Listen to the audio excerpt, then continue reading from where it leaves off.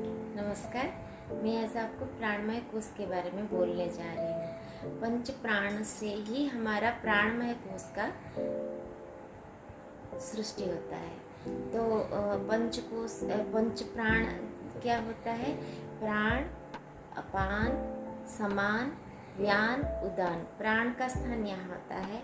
प्राण से लेकर प्राण, अपान, समान, व्यान, ये सब हमारा अधोगामी श्वास है। और उदान जो है ऊपर ऊर्ध्वगामी है। तो जब मैं 7 क्लास में पढ़ती थी स्कूल में, तभी मैंने ये पढ़ा था। मेरे स्कूल में ये मुझे पढ़ाया गया था। तो जितना मुझे समझ आया, उससे बहुत दिन का पढ़ाई है तो जितना समझ आता है मैं उसी से ही आपको बता देती हूँ। तो जो अधोगामी रहता है, यहाँ से प्राण, अपान, समान, व्यान, फिर उदान, यहाँ से ऊर्ध्वगामी होता है उदान। तो ये जो हम जब श्वास लेते हैं, श्वास जब लेते हैं तो पहले जब प्राण से प्राण यहाँ तक आता है तो वो प्राण हो जाता है। सॉरी, मैंने गलती से यहाँ पे प्राण कर दिया, प्राण यहाँ से हो जाता है। तो प्राण, अपान, समान, व्यान, उदान। तो ये हर चक्र में नीचे नीचे चक्र में ऐसे बिठाया गया है। और उदान और ऊर्ध्वगामी होता है। हम जब श्वास लेते हैं, धीरे धीरे धीरे धीरे वो नीचे को जाता है श्वास। फिर जब ऊपर उठ के यहाँ तक चला जाता है तो ये उदान, यहाँ तक जाके ऊपर उदान हो जाता है। यहाँ से ऐसे आके वो उदान होता है। तो इसीलिए माना जाता है जो श्वास से हम जो लेते हैं, श्वास से प्रश्वास ज़्यादा इफेक्टिव होता है। क्योंकि ऐसे वायुमंडल में या बाहर के जगत में जो हम श्वास जो वायु है जब हम लेते हैं वो साधारण वायु होता है। लेकिन जब प्राण में वो मिलता है तो उसमें जीवनी शक्ति या ऊर्जा भर्ती होता है। फिर जब नीचे नीचे के जाता है अपान, उसका काम अलग है। उदान, व्यान, समान, व्यान, इसका भी अलग अलग काम रहता है। तो जब हम धीरे धीरे लेते हैं, हर चक्र में एक अलग अलग सा जो रहता है प्राण या वायु रहता है, वो अलग अलग तरह के काम करते हैं।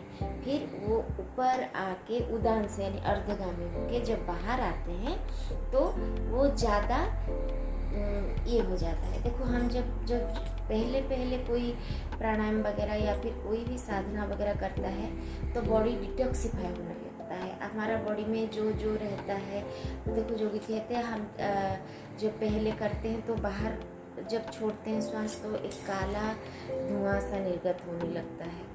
वो भी सही है, क्योंकि आपका बॉडी के अंदर जो कचरा है, जो फिर गंदगी है, वो धीरे धीरे निकलने लगता है। लेकिन आप धीरे धीरे जब बहुत अभ्यास करने लगते हैं तो क्या होता है ना, अब वो बॉडी तो डिटॉक्सिफाई हो गया ना, क्लीन हो गया, तो क्या होता है ना, वहाँ से पॉजिटिव वाइब निकलने लगता है। आपने इसीलिए जो योगी होते हैं, संत होते हैं, उनके पास बैठने से आपको पॉजिटिव वाइब निकलने लगता है। क्योंकि उन्होंने इतना प्राण वायु को साथ साथ के इतना पॉजिटिव बना दिया। तो उनके अंदर से जो प्रश्वास निकलता है वो हमेशा एक शुभकारी होता है। मतलब एक पॉजिटिव ओरा या आभा मंडल को सृष्टि करता है। तो इसीलिए बोला जाता है कि आप प्राणायाम यानी प्राण कोश को ज़्यादा ऊर्जावान बनाने के लिए एक जगह में बैठे और ध्यान पूर्वक आपको जैसे बताया गया है तो आप, या फिर आपका पसंद के हिसाब से, आपको अगर कोई भी किसी तरह की आपका प्रॉब्लम है, उसी हिसाब से आप ब्रीदिंग लेंगे। सपोज आपका हार्ट का प्रॉब्लम है तो आप क्या करेंगे, आप अपने पसंदीदा मुद्रा या फिर हृदय का मुद्रा के साथ आप बॉक्स ब्रीदिंग करने लगेंगे। या फिर आप जो तालबद्ध प्राणायाम कहते हैं, मैंने पहले वीडियो में आपको सब भेज दिया था, तालबद्ध प्राणायाम करेंगे। तो तालबद्ध प्राणायाम तो सबके लिए बहुत बढ़िया होता है, लेकिन हृदय के लिए बहुत बढ़िया होता है। ऐसे बहुत ये तो बहुत प्रिलिमिनरी स्टेज प्राणमय कोष। तो आप ऐसे करके क्या करेंगे, आपको बॉडी को डिटॉक्सिफाई करेंगे। थोड़ी दिन में आपसे भी बड़े बड़े योगियों के जैसा पॉजिटिव वाइब या फिर एक पॉजिटिव ऑरा आपकी सृष्टि हो जाएगी। आप जहाँ भी बैठने लगेंगे वहाँ पे सब पॉजिटिव फील करने लगेंगे, है ना। ऐसे बहुत योगी महात्मा हैं, जब आप उनके पास बैठते हैं, ये सही बात है, उन्होंने इतना साध रखा है अपने प्राणमय कोष को या फिर अपने मन प्राण जो साध रखा है, तो आप उनके पास खाली बैठने से आपको समाधान आ जाती है। खाली वो छूने से, उनके पास बैठने से आपका बहुत मेंटल फिजिकल प्रॉब्लम की समाधान हो जाती है। ये भी सही बात है, ये साइंटिफिक ही है, एकदम साइंटिफिक है, क्योंकि हमारा शरीर के अंदर भगवान ने बहुत सारे इंटरनल ऑर्गन जो रहता है, यानी बहुत सारे यंत्र बना के रखा है, जो कि जैसे बाहर जगत में डिटॉक्सिफिकेशन के लिए बहुत सारा चीज़ है हमारा, जल से या फिर वृक्ष से, पंचतत्व से जैसा होता है, अंदर भी बिल्कुल ऐसा है। वो भी कुछ दिन में ऐसे अंदर का जीवनी शक्ति भी जाग उठता है, बाहर की तरफ जाके वो पॉजिटिव वाइब या फिर पॉजिटिव ऑरा क्रिएट करने लगता है। तो ये था प्राणमय कोष के लिए। और भी ज़्यादा प्राणमय कोष को आपको ज़्यादा पोषित करने के लिए, ऊर्जावान बनाने के लिए आपको सुगंधित तेल वगैरह का प्रयोग बहुत करना चाहिए, क्योंकि जब आप श्वास प्रश्वास लेते हैं, सुगंधी द्रव्य का भी आपका अंदर जाता है, तो ये भी लेना चाहिए। और हमेशा प्रकृति के साथ जुड़े रहना चाहिए। जैसे हो गया आपका बरगद का पेड़, या फिर आपका जो आज मनी प्लांट वगैरह हो गया, स्नेक ट्री वगैरह हो गया, एलोवेरा ट्री हो गया, ये सब भी अपने घर में रखना चाहिए।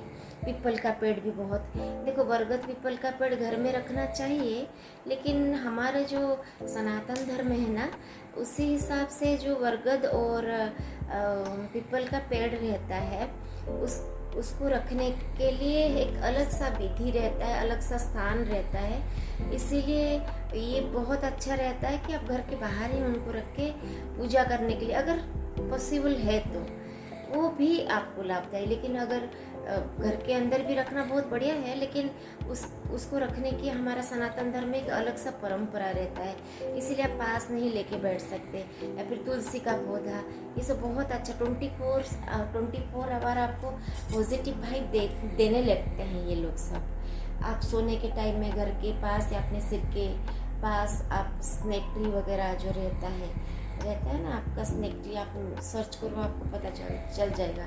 ये सब रखो, एलोवेरा ट्री रखो, मनी प्लांट वगैरह लगा के आजकल रखना, बैम्बो ट्री वगैरह आ गया, छोटा छोटा ऐसे बैम्बो ट्री, वो भी बहुत बढ़िया होता है।